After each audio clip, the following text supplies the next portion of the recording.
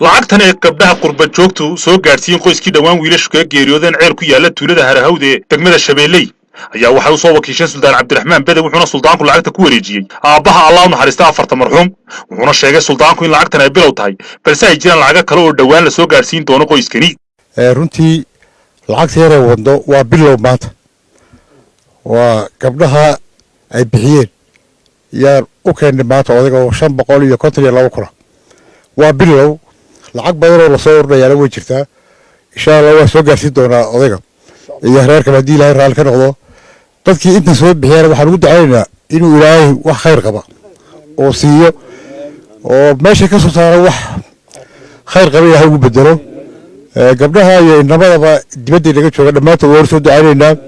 indhagana de wiilashii Ilaahay ba qaatay simiri ma Allah naga siiyo gabdhahaasina yani way sayn kari waayaan de masiibo meesha ka dhacday oo runtii afar inaan oo hal qoys ya wax Ilaahay qadarow marka intaas aanu wadnay awar waxa ku leenahay adiga samiri iimaan dhamaanteen Ilaahay samiri iimaan naga wasiiyo gudoomiyaha gobolka Faafan Mudan Cabdixakiin Sheekh Xasan ayaa sheegay in iyagoo kaashanaya xukuumadda ay qoyskani ka taageeri doonaan dhinaca carruurta dadoodu gaadhay waxbarashada iyo sidoo kale waraabka beeraha gabdhahaas soo xilqaamay ragga hortooda soo xilqaamay maaragtay wax weyn lacagtaas faraha badan maaragtay qoyska ku soo taageerana Ilaahay meesha ka soo bixiyeen maaragtay wax badan oo khayr maaragtay ugu bedelo midda kale dhinaca dawladda kulay waxyaabo badan baan maaragtay rajaynaynaa in qoyska laga taageero ta koobaad agoonta intii daada waxbarashada gaadhay hoyga agoonta lagu xareyn qoysku intay tashadaan inay maaragtay carruurta wixii waxbarasho la geyn karo ay soo diyaariyaan wiilasha laftooda maadaama ay muruq maal ahaayeen oo beeraha maaragtay wax weyn masna'a ay lahaayeen tii lafteeda inayna baabi'in baan rabnaa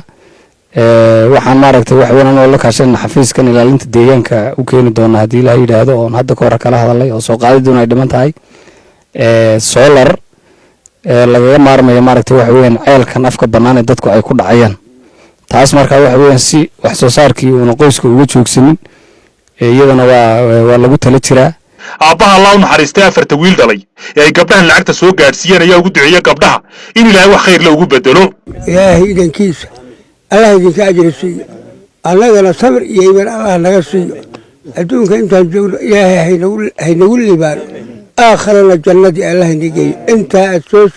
أجريها إلى وايدك علينا إلى وايدك علينا كر الله وقال كر الله وقال أيها إلهي يسبر سيو إلهي يسبر سيو الله سوب حيانا أمر الله داري أرساقنا الله أبدي أرساقنا الله أبدي أمتك الله أبدي الله اللي بان جنة إلى آخر الله جي أنت بركة الله نقول آخر Allah u naxariistay afartan marxuum ayaa ifka kaga tagay afar xaas iyo 32 carruur oo 19 kamid ah wiilal yihiin halka 13 kalena ay gabdho yihiin